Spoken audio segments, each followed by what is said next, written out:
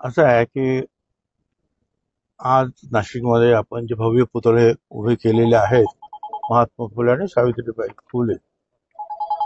उद्या सावित्रीबाईंची जे त्यांचा जन्मदिवस आहे, तर आज रात्रीच आम्ही नाशिकला अगोदर त्यांना वंदन करणार, सावित्रीबाई फुलांना, महात्मा ज्योतिराव फुलांना. उद्या सकाळी नायगावला जाणार.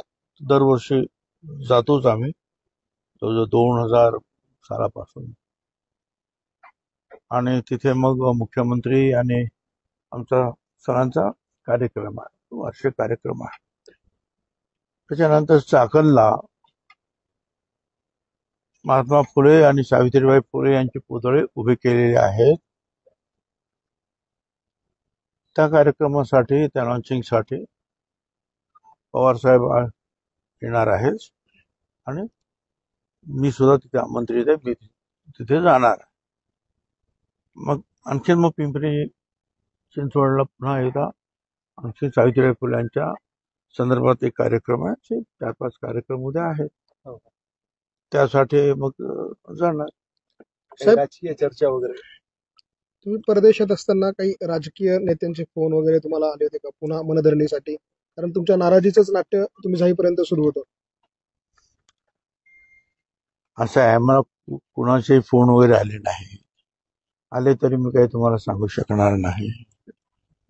परंतु मी पूर्णपणे जे आहे थोडा वेळ राजकारणातून डोकं जरा बाजूला काढलेलं होतं. आणि बाकी काय राजकारण, काय आयुष्यभर राजकारण करतोच आहे. 67 सालापासून, 66-67 पासून. ठीक आहे ना. थोडा वेळ त्या डोक्याला, राजकीय डोक्याला आराम सुद्धा द्यावा लागतो. देवेंद्र फडणवीसांनी तुम्हाला काही शब्द दिला होता, तिकडनं आल्यानंतर आपण पुन्हा तुमची जे मंत्रीपद असेल किंवा तुमचा सन्मानाचा जो विषय आहे. त्यांनी मंत्रीपद वगैरे काय बोलले, ठीक आहे 7-8 दिवस थांबा, आपण नंतर चर्चा करू, एवढंच ते म्हणाले. ते काही मला मंत्री करणार किंवा आणखीन काय करणार असं काही म्हणालेले नाही. आणि मी तसं तुम्हाला कधी सांगितलेलं नाही. थांबा, आपण शांततेने नंतर चर्चा करू. That's all. चर्चा चालू आहे. शरद पवार साहेबांनी अजित पवार साहेब एका वेळेला एकत्र यावे अशी चर्चा चालू आहे. शरद कोणाचे? अजित दादा आणि मोठे साहेब एकत्र यावे असे कारण शिरवाळांनी केलं आणि अजित दादाच्या आईनी पण परवा कुठेतरी बोलला. चांगली गोष्ट आहे. आमच्या शुभकामना आहेत, शुभेच्छा आहेत. धनंजय मुंडेंचं प्रकरण गेल्या काही दिवसांपासून सुरू होतं. आता धनंजय मुंडेंना रिप्लेस करायचं ठरलं तर भुजबळांचं नाव पुढे येतंय अशी चर्चा सुरू झालेली आहे. मला काही असं आहे की वडेट्टीवार काय म्हणतात किंवा जितेंद्र आव्हाड काय म्हणतात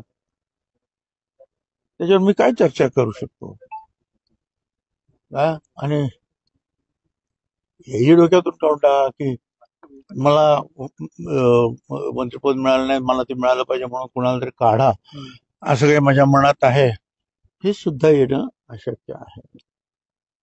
त्यामुळे आता बघूया पुढे. तुका म्हणे अवघे राहावे, जे जे होईल ते ते पाहावे. साहेब, तुमच्या मनात नसलं तरी मंत्र्यांच्या अर्थात मुख्यमंत्र्यांच्या मनामध्ये आहे की धनंजय मुंडे जे आहे ते सध्या त्यांचं जे प्रकरण आहे ते गाजतं, त्यांच्यावर नाराजी आहे.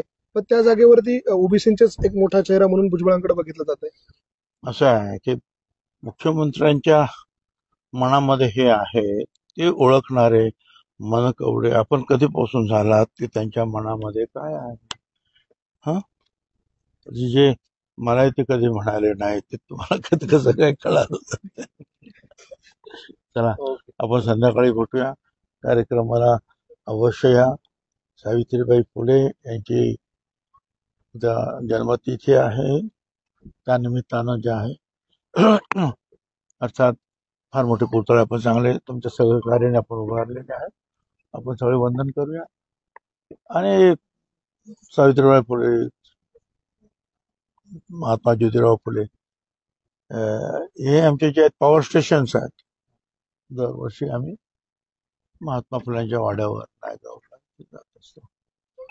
मग हे काम करणं, समाजकारण हा आमचा बेस आहे. ठीक आहे, राजकारण हे एक साधन आहे, त्याचं ते साध्य नाही.